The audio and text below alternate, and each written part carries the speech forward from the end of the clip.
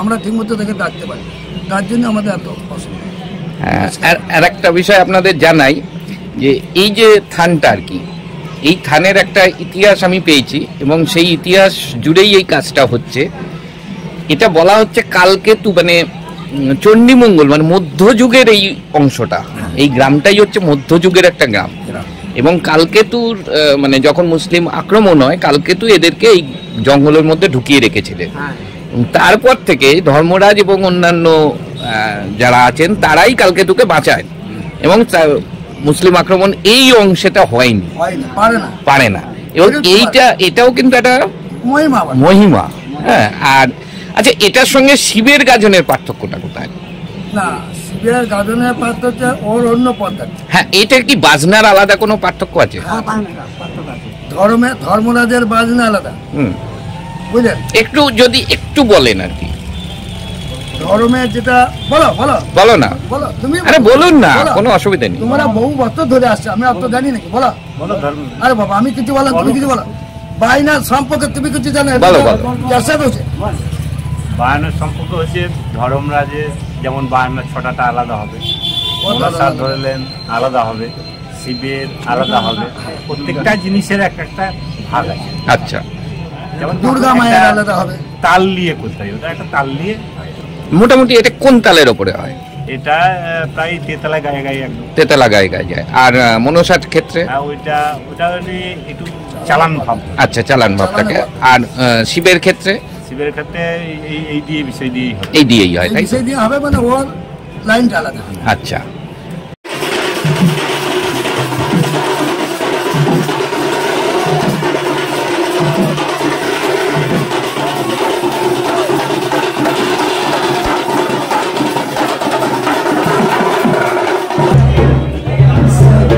আচ্ছা আর একটা জিনিস আমি একটু জিজ্ঞেস করি, মানে আপনারা এসছেন কোত্থেকে? আচ্ছা দাদা, আপনার বাড়ি একই জায়গা? আচ্ছা, এই যে জায়গাটা, এখানে এসে আপনাদের কিরম লাগে? এখানে তো সেভাবে আপনারা পয়সা করিও পান না, কিছুই না, আনন্দ। আরেকটা আমার মনে হয়েছে যে সবার সঙ্গে এক বছর বাদে একটা দেখা সাক্ষাৎ হয়, তাই তো? এখানে আসলে পরে সবার সঙ্গে একটা দেখা সাক্ষাৎ হয়, মানে অনেকটা সম্মেলনের মতো, তাই তো? সেটা কিরকম লাগে? মানে সারা বছর কি একটা ওয়েট অপেক্ষা থাকে যে বছর পর বাবার পুজো, আনন্দ লাগে। আর এখানে এইরকম গ্রাম কি আপনারা তো বহু জায়গায় যান বাজাতে, আপনারা তো বহু জায়গায় বাজাতে যান, এইরকম কোন গ্রাম দেখেছেন যেখানে রাত্রির 1টা 1:30 অবধি ঢাক বাজবে? মানে এইরকম ভাবে যেভাবে এখানে সম্মান দেওয়া হয় আর কি, আমি যতটুকু সম্মানের কথা বলছি সেইটার কথা বলছি, যে এটা কি আপনারা অন্য কোথাও সেভাবে দেখেছেন?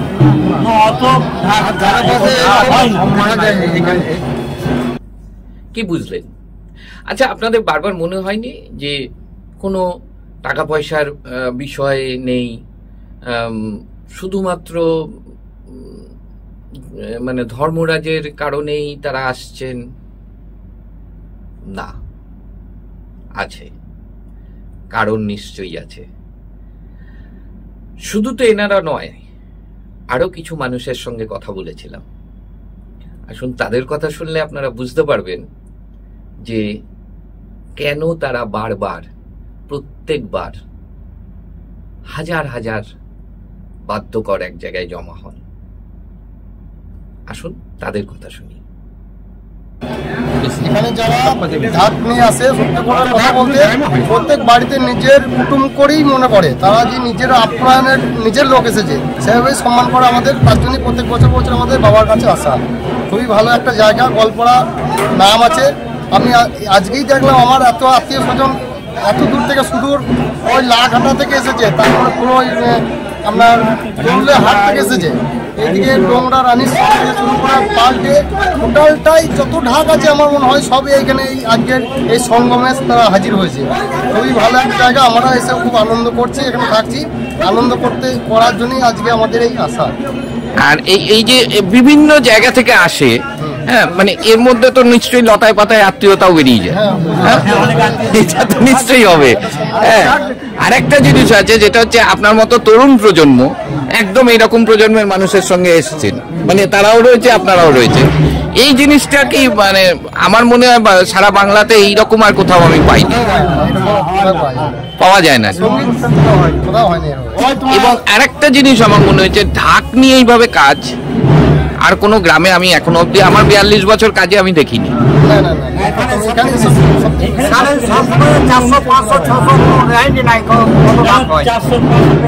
আরেকটা এখানে একটা কথিত আছে শুনেছি যে এনারা অনেক সময় তো বলে উঠতে পারেন না, ঠাকুর নাকি নিজে চলে যান। আমাদের কি বলা হয়নি, আমরা নিজের ইচ্ছা থেকে এসেছি। এখন যত এসেছে 500 ঢাক যাই এসেছে সবাই নিজের ইচ্ছা থেকে বাবার জাতিতে বাজাতে এসেছে। তাতে টাকা পয়সার কোনো সমস্যা নেই, আমরা আসিনি যে টাকা পয়সা দিলে ভালো, না দিলে আমরা বাবার জায়গায় বাজিয়ে বাড়ি যাবো, এটাই আমাদের আনন্দ। খুব ভালো লাগলো।